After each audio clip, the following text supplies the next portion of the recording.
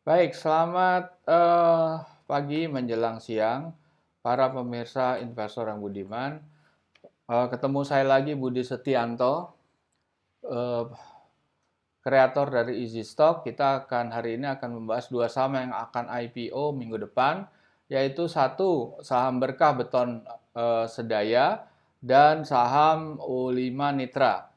Tentunya saham eh, kedua saham ini sudah terdaftar di dalam Bursa Efek. Ini Anda bisa membaca prospektus, Anda bisa membaca prospek perusahaan, risiko perusahaan, Anda akan melihat histori dari kinerja finansial, itu ada di prospektus. Nah, itu kalau yang kita lihat dari informasi dari bursa, tanggal 8 besok itu yang mau listed adalah saham berkode unik atau U5 Nitra, dan sedangkan hari Rabu yang tanggal 10 itu yang mau listed adalah PT Berkah Beton Sedaya atau yang berkode BEPS. Nah, itu kita akan menghitung nilai wajarnya ya. Kita akan menghitung nilai wajarnya. Nah, nilai wajar ini kita kita bisa ibaratkan sebuah mobil Avanza keluaran Gres 2021 dihargai 100. Nah, ini ada informasi juga kalau untuk Berkah Beton harganya 100 ya. Kalau unik itu harga 115 sampai 118. Baik, katakan harganya itu 100. Berarti si pembeli mobil dengan 100 rupiah itu berharap harga akan naik di pasar bekasnya. Uh, tetapi namanya kondisi pasar yang berdasarkan terhadap supply and demand, minat daripada pasar, tentunya kemungkinan itu naik itu belum tentu. Kita tidak bisa menjamin itu naik, bisa jadi berisiko turun. Nah, untuk mengetahui itu tentunya kita harus mengupas atau menghitung nilai wajarnya. Kita menghitung nilai intrinsik atau true value-nya, nilai sebenarnya. Itu berapa? Apakah benar-benar 100 untuk saham BEPS? Apakah betul-betul 115 atau 112 untuk saham unik? Atau bahkan lebih di atas? Kalau di atas itu, katakan BEPS itu harganya 150, tentunya dia memiliki upside potensial. Sedangkan kalau BEPS itu harganya ternyata 75, berarti dia punya downside potensial sebesar Rp25. Nah, itu apa yang terjadi? Nah, itu kita tentunya harus menghitung. Apa yang kita bisa hitung? Yaitu bisa diperoleh dari prospektus. Prospektus itu menggambarkan prospek daripada perusahaan ke depan, resiko yang dihadapi perusahaan, dan kinerja historis. Nah, prospek itu bisa jadi itu dijelaskan secara kualitatif atau abstrak berdasarkan kondisi industri dan lain sebagainya. Tapi yang lebih terpenting adalah industri yang bagus, tetapi kalau secara historis keuangan perusahaan itu kurang mampu bekinerja baik atau tidak bekinerja baik, tentunya prospek itu menjadi suatu question mark gitu. Oke, kita lihat sekarang kondisi market secara general, yaitu kita melihat kondisi IHSG. Nah, ini kita bisa lihat di layar Anda itu adalah, oke, yang layar kecil itu adalah sama komposit IHSG, yang di layar besar itu di bawah IHSG yang kondisinya masih uptrend. Eh, Kondisi ini adalah kondisi pasar modal, sedangkan lawannya pasar modal itu pasar uang. Itu bisa diukur dari SUN. SUN itu adalah government bond, yang diukur adalah yield-nya. Yield-nya itu adalah imbal hasil. Nah, government bond itu ditenderkan setiap hari oleh Bank Indonesia yang bertenor 10 tahun, menjadi ukuran investor global untuk menilai resiko daripada suatu negara untuk berinvestasi. Oke, jadi investor asing dimanapun untuk menghadapi pasar terbuka, setiap negara yang betul-betul mengalami liberalisasi daripada pasar modalnya atau pasar uangnya, itu akan merujuk kepada government bond yang diisu oleh pemerintah. Semakin tinggi yieldnya adalah harapan atau ekspektasi investor untuk mendapat imbal hasil yang lebih besar karena mereka memandang risiko masuk ke negara itu lebih tinggi. Nah, itu kita lihat grafiknya di SUN 10 yield atau government bond yield untuk 10 tahun. Eh, ini adalah periode dari tahun 2000. Kita lihat di periode awal 2000 itu naik tajam. Itu artinya investor global memandang risiko yang dihadapi oleh para investor untuk masuk ke Indonesia. Dan pada saat yang sama setelah ekspektasi yieldnya tinggi, itu IHSG tertekan dalam lebih dari 40%. Setelah itu tentunya peran pemerintah sangat besar untuk menstabilkan. Menstabilkan apa? Dia tidak akan menaikkan suku bunga Bank Indonesia, sebaliknya dia akan menurunkan suku bunga. Dan saat ini memang sudah tercatat suku bunga itu sangat rendah, hanya 3% setahun belum dipotong pajak. Artinya eh, para investor yang sudah masuk di awal tahun 2000 ke pasar uang, dia membeli obligasi pemerintah, dia masuk ke instrumen-instrumen keuangan atau moneter, dia akan beralih ke pasar modal, yaitu masuk lagi beli saham. Ya, itu terlihat bahwa sahamnya tuh naik lagi, indeks naik lagi. Ini melulu karena faktor kestabilan atau semacam apa ya, semacam insentif yang diberikan oleh pemerintah, relaksasi yang diberikan pemerintah tentunya untuk dunia usaha, yaitu menurunkan tingkat suku bunga. Tetapi di dalam government bond yield itu tidak hanya komponen suku bunga, banyak komponen yang terlibat di situ seperti exchange rate yang tentunya kita tahu agak mulai stabil, dari 2 tahun ini stabil. Dari exchange rate ada trade balance atau current account defisitnya seperti apa, bisa nggak mengatasi foreign reserve-nya, foreign exchange reserve, itu juga penting. Ini banyak komponen, termasuk inflasi, termasuk GDP, termasuk ekonomi growth, itu ada di komponen government bond yield. Makanya government bond yield ini bergeraknya, yieldnya itu naik turun, itu akan sangat sensitif terhadap IHSG. Itu terlihat di gambarnya itu, apa di layar yang Anda lihat. Oke, kemudian kita untuk menganalisa perusahaan yang akan dijual atau yang akan listed, tentunya kita akan melihat prospektus. Prospektus ini wajib dikeluarkan oleh underwriter sebagai penjamin untuk diketahui oleh masyarakat investor publik. Oke, di sini kita bisa baca dan kita summary-kanlah ini informasi yang ada di prospektus untuk calon emiten. Kita bahas dulu Berkah Beton Sadaya. Berkah Beton Sadaya akan melakukan penawaran umum saham dengan membidik atau dengan harapan ekspektasi memperoleh dana segar sebesar 200 miliar. Oke, harga penawaran yang ditetapkan adalah Rp100 per saham. Sehingga perusahaan atau emiten berpotensi mendapatkan sebanyak-banyaknya 200 miliar dari aksi korporasi ini. Karena ini harga yang sudah diserap oleh semua investor, baik investor institusi, standby investor, atau investor publik, atau investor retail, ini sudah menyerap semua saham yang akan dijual. Dan saham yang akan dijual itu totalnya bernilai 200 miliar karena harga sudah ditetapkan Rp100. Oke, calon emiten ini yang membidik 200 miliar, ini rencananya digunakan 54%-nya untuk pembelian satu bidang tanah seluas 74.000 meter ya, dengan transaksi 103 miliar. Sedangkan sisanya digunakan untuk belanja modal yang lain. Jadi murni untuk pengembangan usaha. Penawaran ini akan, ya ini sudah ditetapkan 8 Maret, 10 Maret, 10 Maret dan ini sudah ditetapkan 10 Maret dan tertulis. Oke.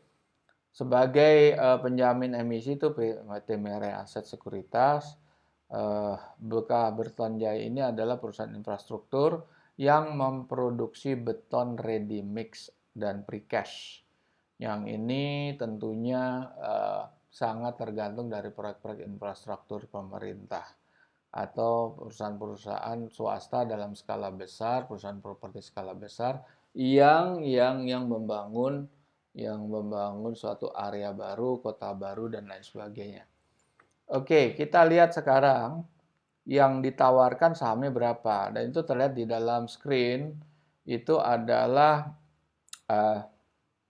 kepemilikan daripada PT Berkah Beton Sadaya. Jadi yang kita lihat di sini concernnya adalah publik.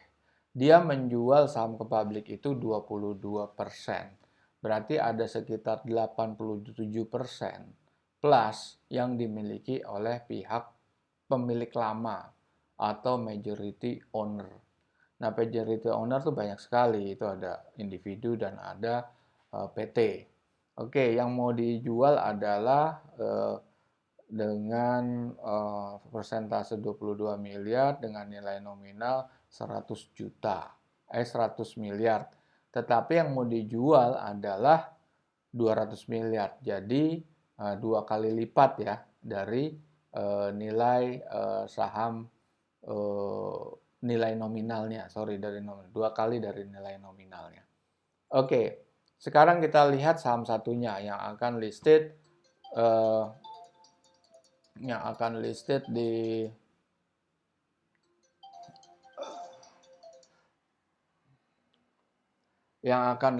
di tanggal 10 atau tanggal 8 Maret. Tanggal 8 Maret itu akan listed PT Ultima Nitra dan merencanakan untuk melepas saham 9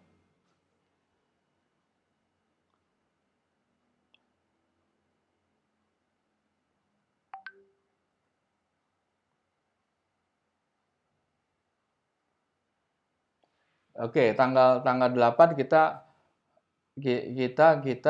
akan menjual saham itu.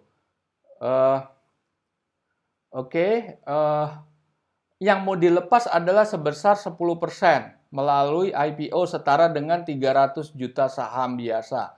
Yang saat yang sama perusahaan juga menawarkan employee stock option sebesar 10%. PT Unik ini didirikan tahun 92 yang mencatatkan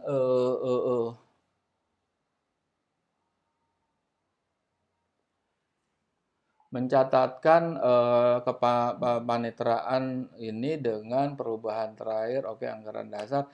Perusahaan ini bergerak di bidang penambangan dan penggalian, pengelolaan air limbah dan daur ulang, konstruksi, pengangkutan, aktivitas penyewaan, sewa guna usaha, opsi ketenagakerjaan. Meskipun begitu, dalam realita bidang usaha PT Unik ini adalah sebagai perusahaan yang bergerak di bidang minyak dan gas alam dan menyewa alat-alat konstruksi.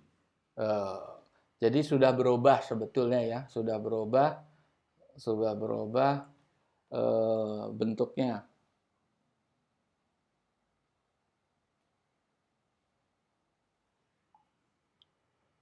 Oke, sudah bergerak bentuknya. Oke, kita lihat di dalam screen yang Anda lihat itu adalah saham yang dijual ke publik adalah hanya 10% atau 11%. 11% sangat kecil sekali. Oke, jadi dalam konteks kondisi pasar modal secara umum, ini saham-saham yang dilepas itu 22%, 10,7% itu sangat rentan. Sangat rentan dalam konteks gini ya. Saya akan memberikan gambaran kondisi pasar modal secara umum di dunia. Terdiri dari 10% investor dan 90% spekulan. Oke. Para pemain di pasar modal itu jumlahnya lebih banyak yang spekulannya itu 90%. Itulah kenyataan yang terjadi di pasar modal. Jadi 10% investor itu menguasai 50% lebih dari peredaran uang. Makanya dikenal sebagai investor real atau investor institusi atau investor kelas kakap. Dan 90% selebihnya adalah investor individu atau investor retail. Dan di pasar modal terkenal dengan zero sum game. Zero sum game itu pihak yang menang dan pihak B harus kalah. Tidak ada dua-dua menang. Harus ada salah satu pihak yang dirugikan. Itulah sudah pattern atau sudah bentuk daripada kondisi pasar modal di seluruh dunia. Pemain pasar modal itu melakukan analisa fundamental dan teknikal. Nah, analisa gabungan dan analisa fundamental dan teknikal. Ada perusahaan-perusahaan yang atau para pemain saham individu itu melakukan analisa dengan hanya mengandalkan rumor dan news. Oke. Nah, ini saham-saham ini pemain saham di pasar modal yang melakukan analisa yang mendetil atau analisa yang komprehensif adalah adalah investor yang tergolong kepada investor real atau investor yang kelas kakap atau investor institusi atau yang disebut investor bandar gitu. Jadi investor fundamental ini yang dibahas bisa dikategorikan sebagai investor yang fundamental secara umum, yaitu analisa terbatas dan datanya akhirnya outputnya kurang relevan.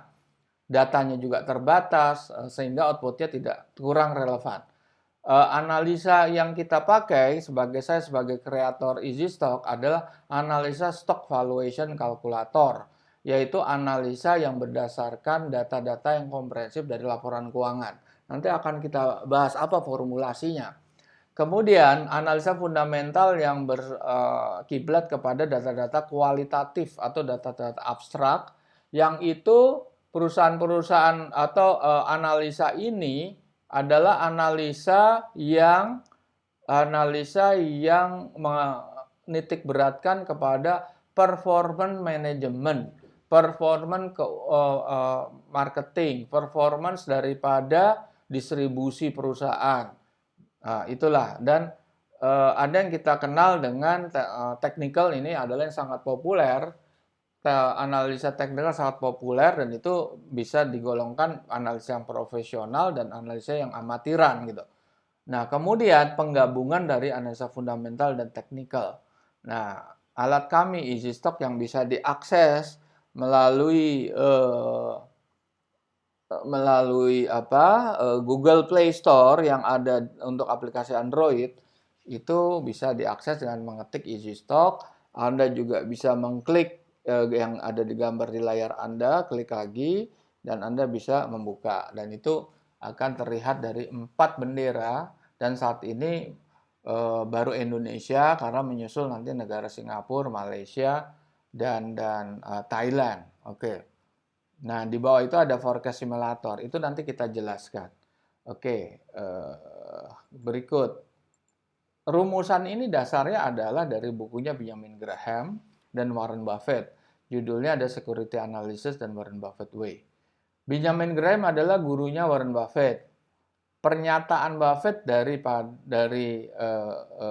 mengenai gaya investasi itu diungkap dalam buku Warren Buffett Speak yang dikarang oleh Janet Low, yang menyatakan bahwa gaya investasi Warren Buffett adalah mengacu 80% ke Benjamin Graham.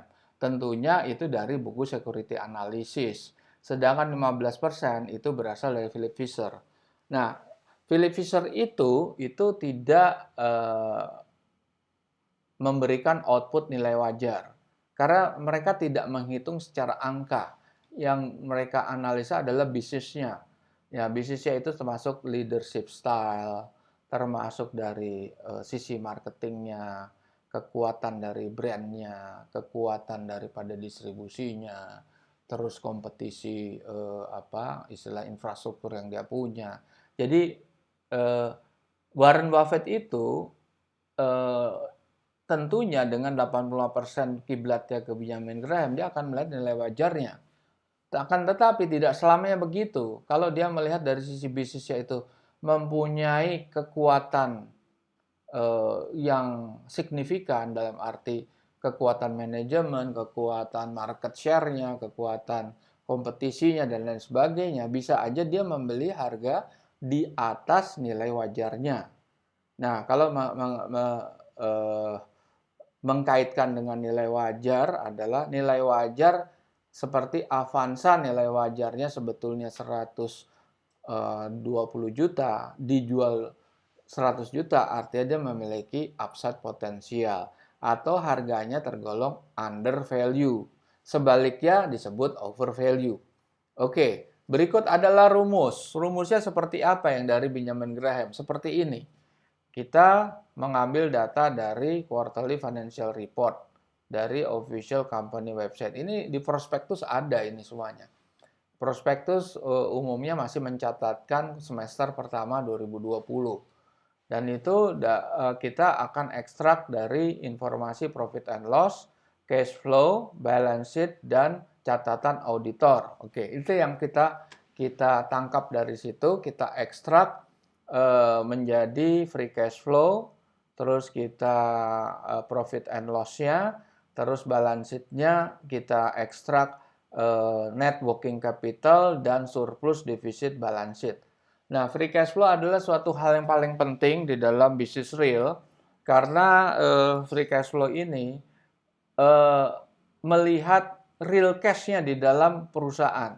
Kita tidak melihat seperti EBITDA karena EBITDA itu singkatan dari earning before interest, taxes, depreciation, and amortization.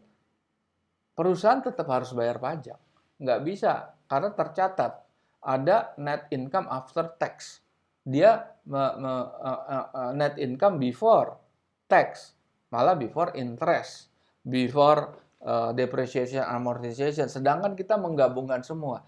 Dan dari kelemahan dari analisa umum seperti EBITDA, dia tidak melibatkan namanya capital expenditure. Sedangkan tadi di sini apa kegunaan daripada ini saya kupas lagi 200 miliar dari PT Berkah itu untuk apa?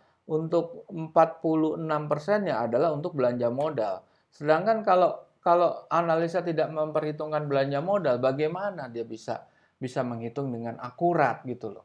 Belanja modal orang bilang, analis bilang dibiayai oleh installment perbankan.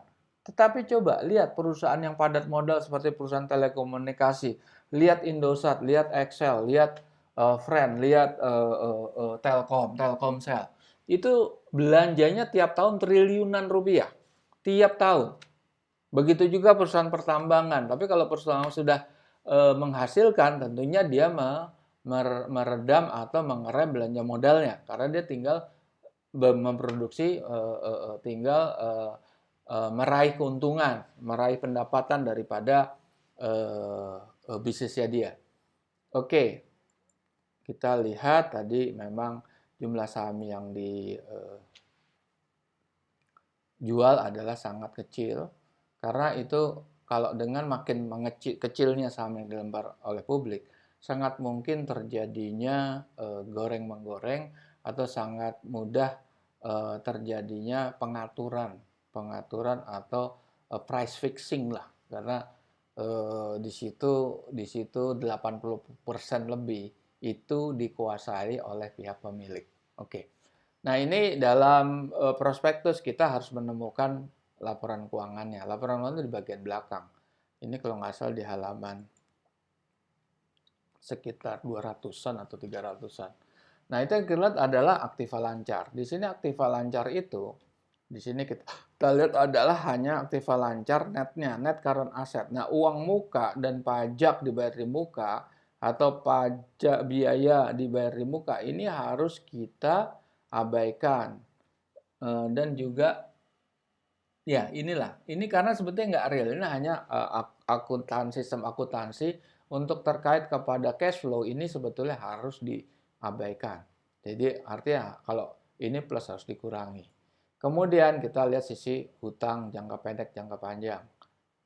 Kemudian, oke, kita ngelihat terpenting di penjualan. Di penjualan itu yang kita lihat hanya satu, yaitu adalah laba setelah pajak.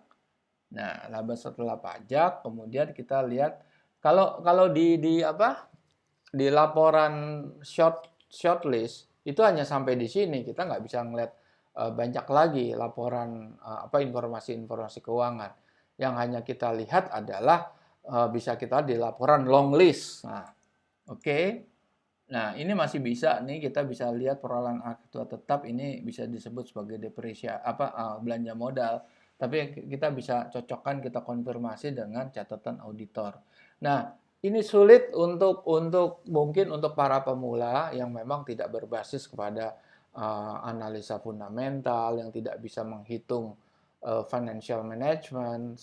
Ini akan kita sediakan alat namanya Easy Stock. Easy Stock ini Anda klik di sini, Anda bisa dapat semua 720 saham, tapi kecuali saham yang akan listed kita nggak punya karena kita robotik langsung akses dari pasar modal.